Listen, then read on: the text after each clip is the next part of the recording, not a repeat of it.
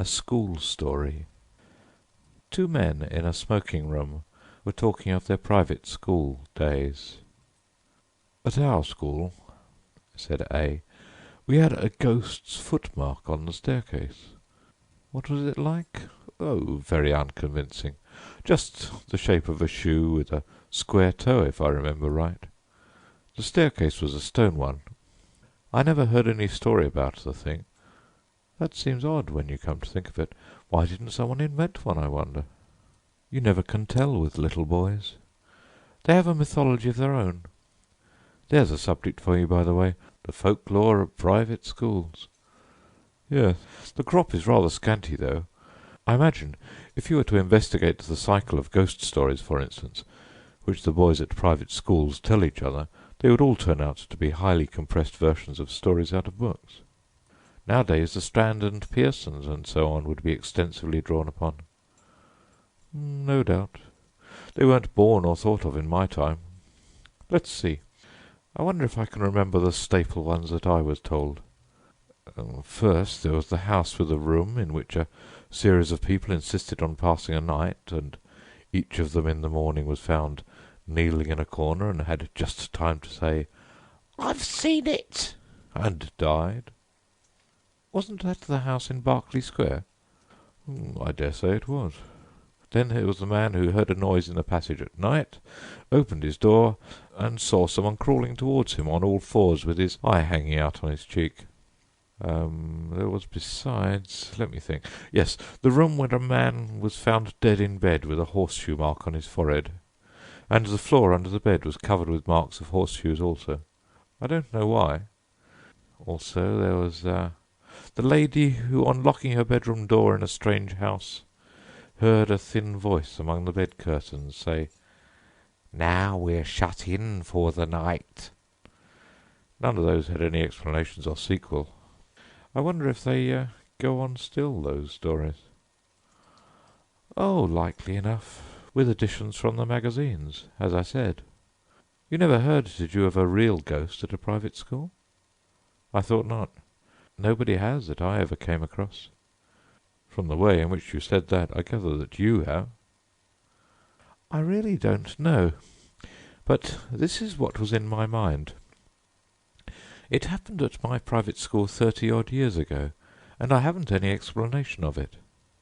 The school I mean was near London. It was established in a large and fairly old house, a great white building with very fine grounds about it. There were large cedars in the garden, as there are in so many of the older gardens in the Thames Valley, and ancient elms in the 3 or 4 fields which we used for our games. I think probably it was quite an attractive place, but boys seldom allow that their schools possess any tolerable features. I came to the school in September soon after the year 1870, and among the boys who arrived on the same day was one whom I took to, a Highland boy, whom I'll call MacLeod. I needn't spend time in describing him. The main thing is that I got to know him very well. He was not an exceptional boy in any way, not particularly good at books or games, but he suited me. The school was a large one. There must have been from 120 to 130 boys there, as a rule, and so a considerable staff of masters was required, and there were rather frequent changes among them. One term, perhaps it was my 3rd or 4th, a new master made his appearance. His name was Sampson. He was a tallish, stoutish, pale, black-bearded man. I think we liked him. He had travelled a good deal, and had stories which amused us on our school walks, so that there was some competition among us to get within earshot of him. I remember, too, oh dear me, I have hardly thought of it since then, that he had a charm on his watch-chain that attracted my attention one day, and he let me examine it. It was, I now suppose, a gold Byzantine coin. There was an effigy of some absurd emperor on one side. The other side had been worn practically smooth, and he had cut on it, rather barbarously, his own initials, GWS, and a date, 24th of July, 1865. Yes, I can see it now. He told me he had picked it up in Constantinople, It was about the size of a florin, perhaps rather smaller. Well, the first odd thing that happened was this. Samson was doing Latin grammar with us. One of his favourite methods, perhaps it is rather a good one, was to make us construct sentences out of our own heads to illustrate the rules he was trying to make us learn.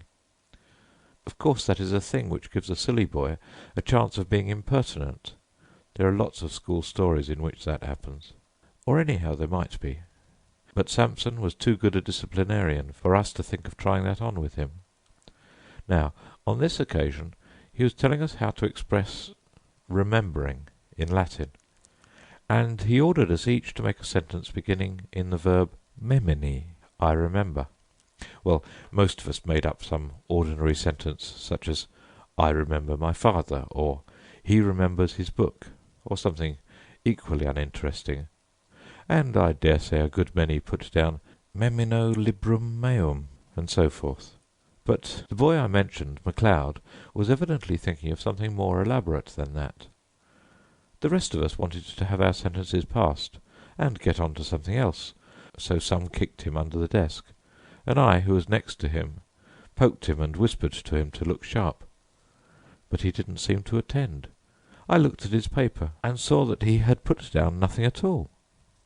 So I jogged him again harder than before, and upbraided him sharply for keeping us all waiting. That did have some effect. He started, and seemed to wake up, and then very quickly he scribbled about a couple of lines on his paper, and showed it up with the rest.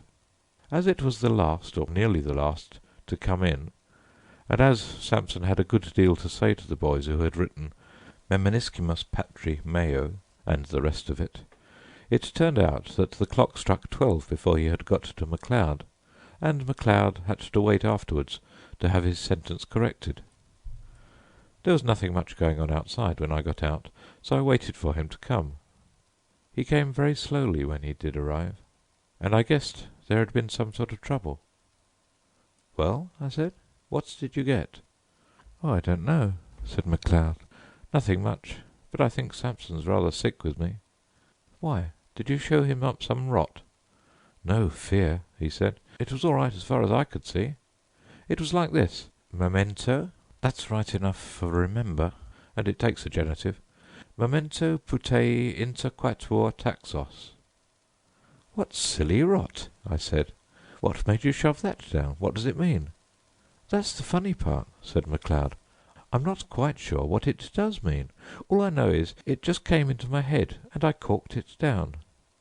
I know what I think it means, because just before I wrote it down I had a sort of picture of it in my head. I believe it means, remember the well among the four— what are those dark sort of trees that have red berries on them?" "Mountain ashes, I suppose you mean." "I never heard of them," said MacLeod. "No, I'll tell you. Yews." "Well, and what did Samson say?" "Why, he was jolly odd about it. When he read it, he got up and went to the mantelpiece and stopped quite a long time without saying anything, with his back to me. And then he said, without turning round and rather quiet, 'What do you suppose that means?' I told him what I thought, only I couldn't remember the name of the silly tree, and then he wanted to know why I put it down, and I had to say something or other. And after that he left off talking about it, and asked me how long I'd been here, and where my people lived, and things like that. And then I came away, but he wasn't looking a bit well." I don't remember any more that was said by either of us about this. Next day MacLeod took to his bed with a chill or something of the kind, and it was a week or more before he was in school again, and as much as a month went by without anything happening that was noticeable. Whether or not Mr. Sampson was really startled, as MacLeod had thought, he didn't show it. I'm pretty sure, of course, now, that there was something very curious in his past history, but I'm not going to pretend that we boys were sharp enough to guess any such thing.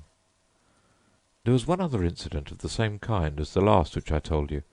Several times since that day we had had to make up examples in school to illustrate different rules, but there had never been any row except when we did them wrong.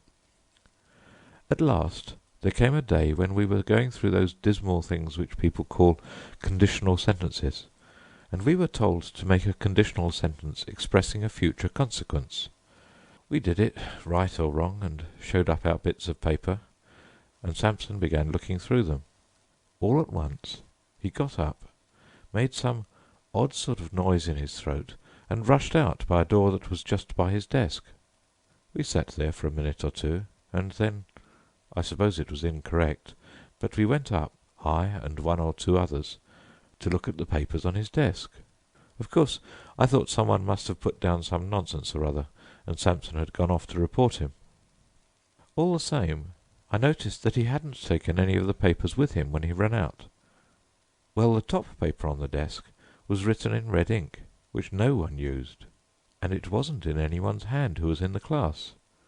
They all looked at it, MacLeod and all, and took their dying oaths that it wasn't theirs.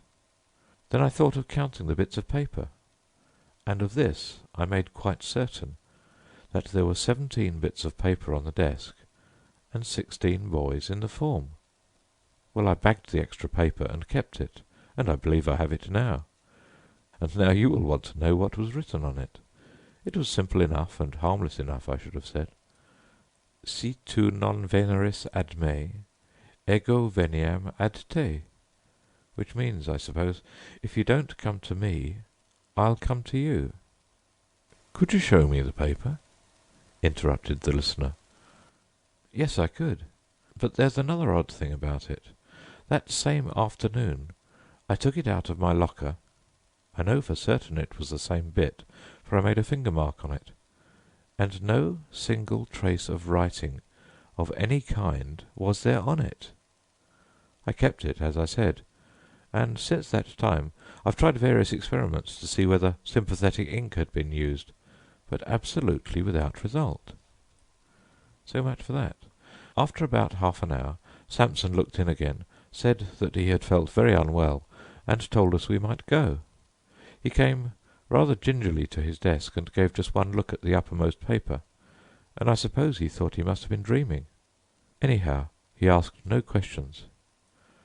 That day was a half-holiday, and next day Samson was in school again, much as usual. That night the third and last incident in my story happened.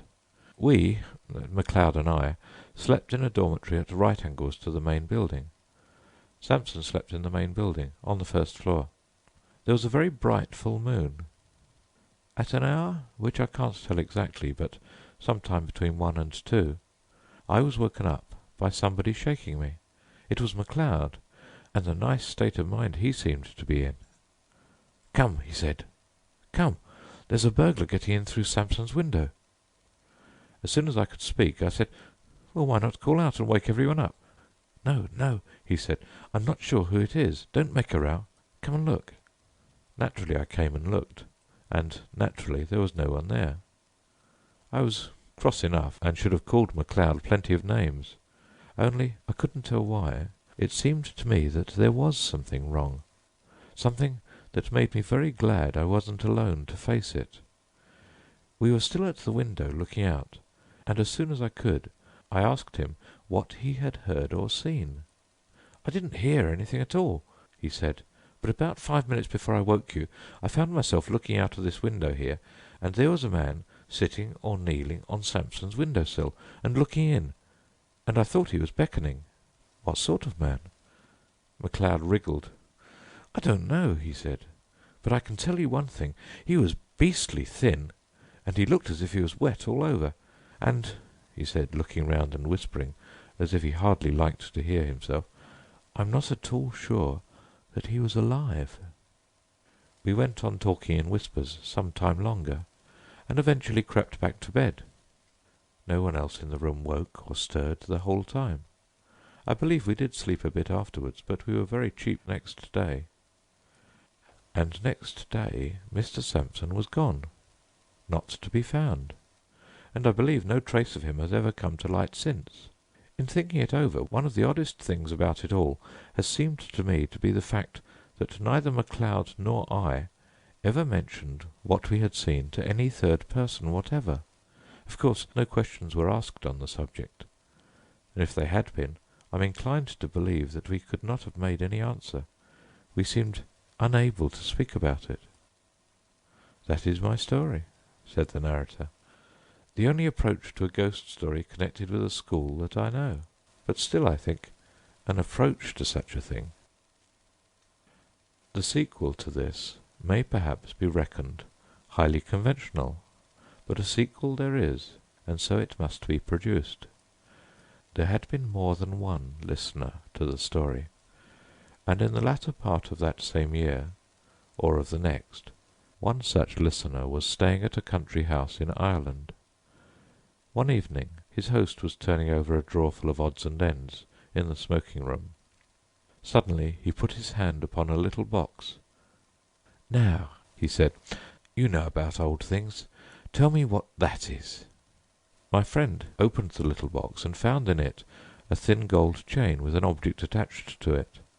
He glanced at the object and then took off his spectacles to examine it more narrowly. "What's the history of this?" he asked. "Odd enough," was the answer. "You know the yew thicket in the shrubbery? Well, a year or two back we were cleaning out the old well that used to be in the clearing here, and what do you suppose we found?" "Is it possible that you found a body?" said the visitor with an odd feeling of nervousness. "We did that, but what's more, in every sense of the word, we found two." "Good heavens! Two? Was there anything to show how they got there? Was this thing found with them?" "It was, among the rags of the clothes that were on one of the bodies. A bad business, whatever the story of it may have been. One body had the arms tight round the other. They must have been there 30 years or more. Long enough before we came to this place. You may judge we filled the well up fast enough. Do you make anything of what's cut on that gold coin you have there?" "I think I can," said my friend, holding it to the light. But he read it without much difficulty. "It seems to be GWS, 24th of July, 1865. The end of A School Story.